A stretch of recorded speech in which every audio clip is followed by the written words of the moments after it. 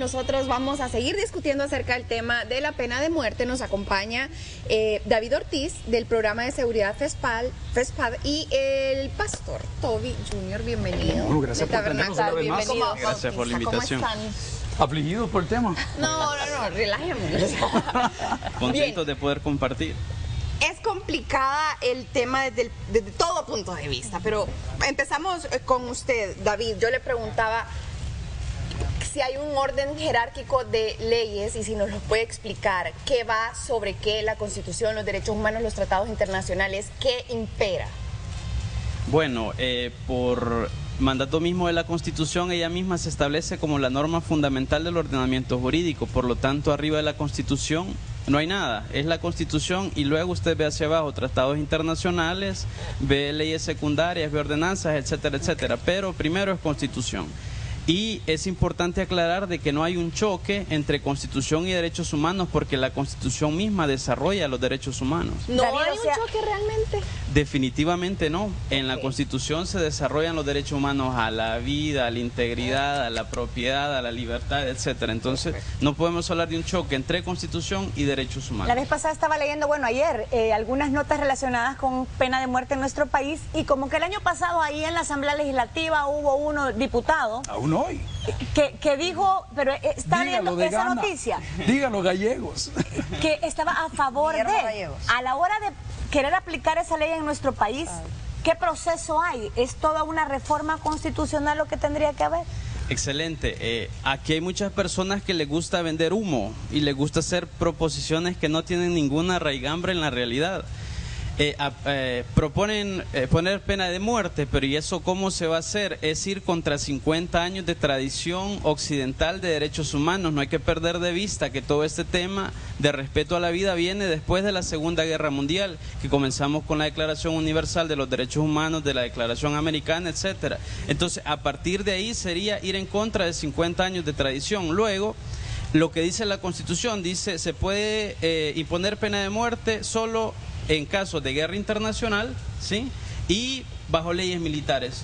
Ahí establece dos requisitos. Ahora usted me dice por delitos comunes, eso es básicamente imposible. Si usted tendría que rechazar todos los tratados de derechos humanos que ha firmado el país, tendría que aislarse del mundo y todo ese desarrollo jurídico que hay y decir, bueno, no, yo sí lo voy a aplicar. Y eso es básicamente imposible. Es retroceder, parece. Ahora, ojo, habría Eso que preguntar, no se puede. ¿qué tipo de desarrollo jurídico? O sea, ¿qué tipo de desarrollo jurídico estamos hablando? Una de las cosas más importantes que tenemos que citar es que la pena de muerte no se la inventó el hombre, se la inventó Dios. Cuénteme. Y está en el Antiguo Testamento. Dice, el que derramare sangre, pues ni modo, va a pagar con su vida. La ley del talión. Entonces, bien curioso que no vamos a partir desde un punto de vista necesariamente cristiano, pero los cristianos católicos y evangélicos saben que la iglesia cristiana evangélica y la iglesia católica sí lo permite, pero la gran pregunta es quién toma la decisión final. A ver, para poder ser juzgado necesito encontrar una persona justa. Entonces, exacto, el mismo texto sagrado dice, pues mire, fíjense que nos equivocamos, matamos al señor de FESPAD, devolvámosle la vida. O sea, no se puede. Sí. No perdamos de vista, mis amables amigos televidentes, que Dios es el único juez justo.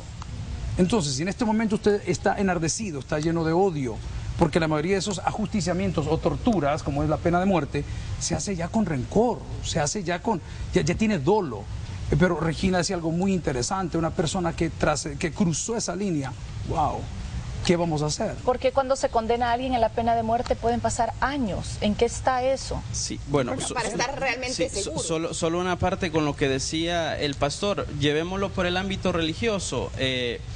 Dice, bajo las leyes cristianas sí se permite. Bueno, hay que remontarnos de hace cuánto data eso. En el Oriente Medio, en el Oriente Próximo, hay lugares que si encontrás a una mujer en adulterio la apedrean. Claro. Queremos eso para nuestro país porque en la antigüedad se aplicaba. Bueno, aquí ya evolucionamos bastante para estar hablando de ese tema ahora. Para ser falso profeta, por ser gay, por cometer adulterio, por mentir. O sea, La paga del pecado es muerte. Le está voy a muy ayudar claro, un poquito al pastor. A Jesús le hicieron la pregunta.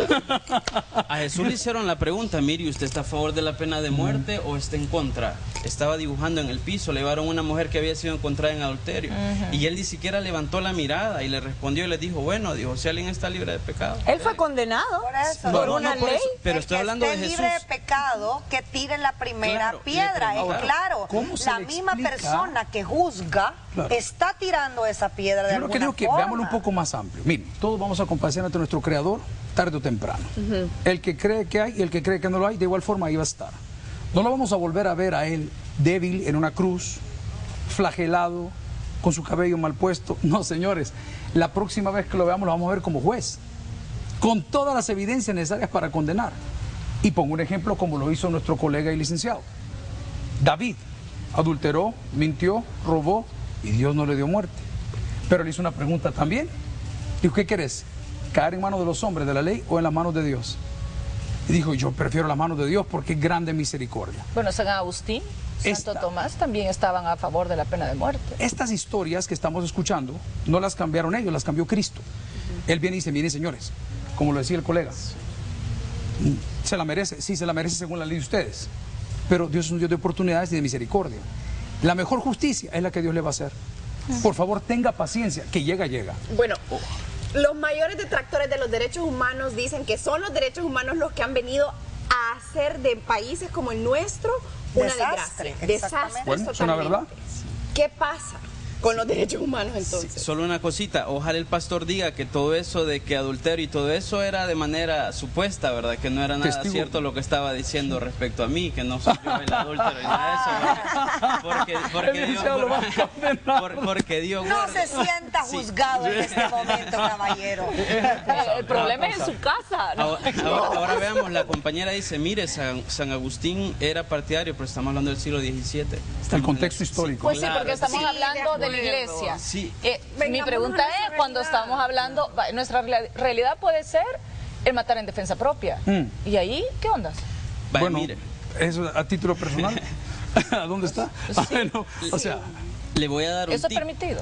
Si la pena de muerte fuera la solución para el problema de criminalidad, estuviera vigente en todos los países. A eso iba yo, las estadísticas dicen lo contrario. Porque hay un movimiento internacional que busca que eso termine, porque hay evidencia que establece que matar a otra persona no es la solución para los problemas. Ahora, usted dice, yo voy a matar, y a usted que lo hace mejor del otro que mató, porque usted se determina bueno y va a matar y el otro es malo porque mató, ¿a partir de qué? Exactamente, lo que le ahora, eso es bonito cuando es premeditado, pero si es en defensa propia, creo que muchos no lo dudaríamos. Cuando usted toca a sus hijos, cuando pasa a su casa, cuando es una agresión física, miren, es igual que las relaciones amorosas. Usted no se puede quedar en la casa con un hombre que la golpea. Usted está cometiendo un grave error. Es que el cura dice que el pastor puede decir lo que quiere, el cura lo que quiera. ¿Qué dice el texto sagrado? La que está viviendo exactamente. Entonces, no, a eso se refiere cuando dicen que hicieron los derechos humanos. O sea, hoy como todo es permisible, como todo es negociable, y yo no soy un abogado, no conozco de leyes, pero tengo lógica. Entonces entiendo que estas personas que no las ejecutan es porque apelan una vez, apelan otra vez, apelan otra vez, a ver hasta dónde les llega la cinta. Ahora no entiendo cuando ya determinan una fecha. No sé quién la decide. A vos te toca el 14 de febrero. ¿Serán los derechos humanos los que han venido a hacer desastres en países como el nuestro? O la debilidad de las leyes que no se cumplen. No, porque una cosa es cumplir los derechos humanos, pero la ley no se cumple tampoco. ¿Quién es el responsable de su seguridad hoy? Comencemos en orden en El Salvador. Hoy, saliendo a la calle. Yo misma soy la responsable. Policía Nacional Civil. Yo misma soy arriba de ellos. Los militares. Arriba de ellos. No, el gobierno, exacto, el Ministerio de Defensa. Entonces viene el presidente. ¿Por qué se ríe si se durmió? ¿Qué pasó? Usted habla entre dientes y se... Es que se durmió. El presidente, los encargados de nuestra ministro de Seguridad y Justicia, ¿Ministro de Defensa? El ministro de Defensa, el director de la PNC, ellos son los responsables. Claro. El problema es que no funcionan. Ese es el problema. Eso es lo que le estoy diciendo. Las leyes están ahí.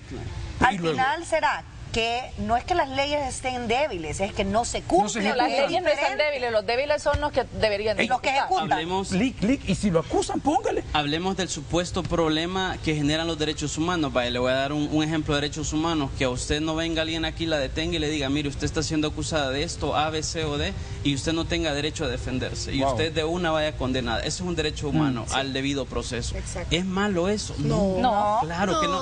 Pero Otra cosa. no nos referimos a eso. Pero sí, cuando hablamos de pena de muerte, así es, ¿verdad? Boom.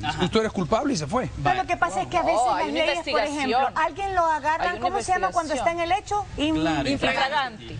Y de repente, con las manos en por la un masa. error de procedimiento, lo llevan al juzgado que no era, y ya por eso, a pesar de que le agarraron con las manos en la masa. O no solo eso, hay un sacador ahí que pone la plata y lo dejan suelto. Es que hay algo que usted dijo que es sumamente importante, mire, y el órgano judicial, ¿qué pasa?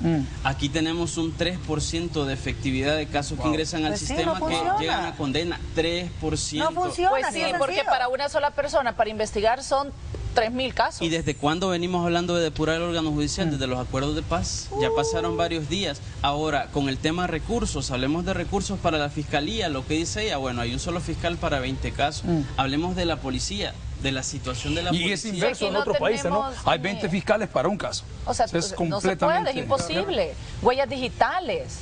Ahora miren, o sea, imposible si alguien quiere hacer una investigación. No digamos que no, hay gente buena, pero muy buena y o sea, no podemos generalizar, igual que habemos malos pastores, pero hay buenos también. Y además aquí siempre pedimos recursos y seguimos aprobando créditos en la Asamblea Legislativa y que se vea. Ahora, no sé si vieron eso, que aprobaron otra vez, bueno, los gastos que tenemos en seguridad, ¿verdad?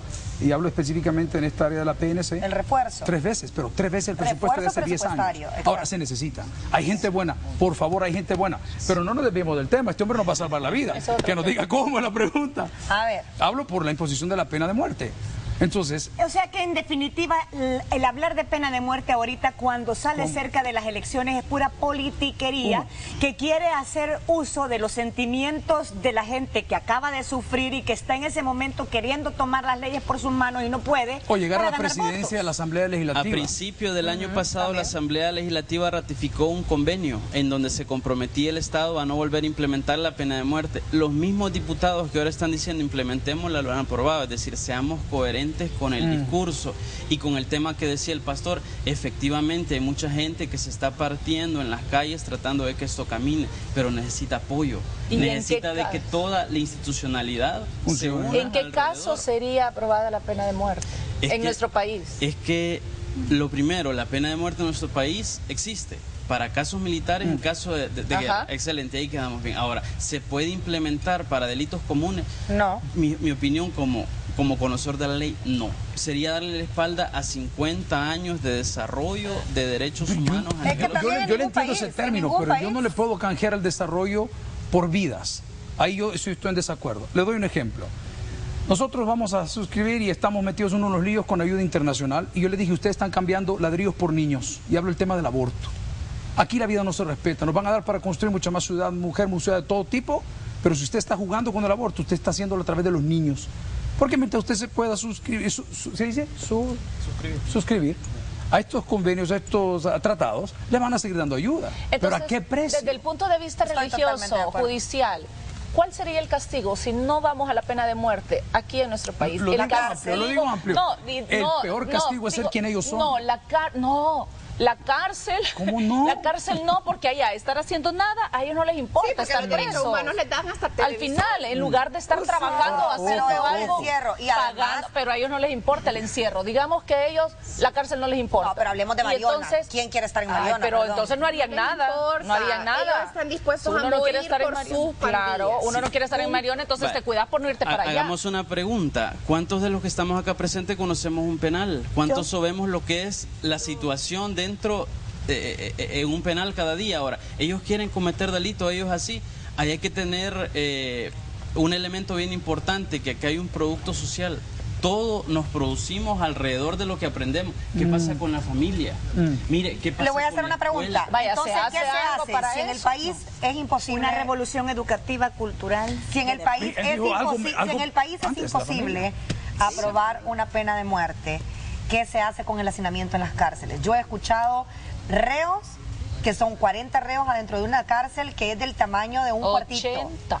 Duermen parados. O sea, ¿qué se hace con eso? Porque tampoco es conveniente que nosotros, los contribuyentes, no mantengamos también a personas que comen y que viven a costa nuestra. No, pero lo que decía Regina también, trabajo la educación, comunitario, trabajo social, la revolución educativa. Cuando vemos y todas las mañanas nos levantamos que hubo una masacre, que un padre ha sido asesinado enfrente de sus 8 hijos, su mamá y su esposa, yo preguntaba, ¿quién se ocupa de la salud mental de esta gente? De esos niños que crecen y que crecen con resentimiento y vamos a llegar a lo mismo. Que y me contesten la pregunta del hacinamiento. Y con justa razón, tienen coraje. No hay solución fácil para un problema complejo. Quien le vende una solución fácil le miente. Aquí hay un problema que se tiene que ir solucionando a largo plazo. Quien le dé solución para el próximo año le miente. Ahora, ¿qué pasa con el hacinamiento? Veamos estadísticas de cuánta gente ya está condenada y cuánta está guardando prisión provisional porque está esperando su proceso. Ahora, hay que decir, aquí en el país la regla es la prisión preventiva,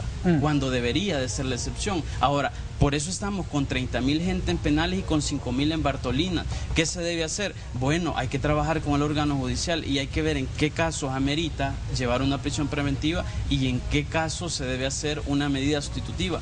Con el tema que decía la compañera, mire, ¿y quién trata a las víctimas? En el país de las víctimas nunca hemos hablado. Y es tiempo de ambos lados de que comencemos. Lo que pasa, a mí me encantó y vamos a regresar con los invitados para que nos sigan explicando y adentremos un poco más en ese tema. Vamos a la pausa y regresamos.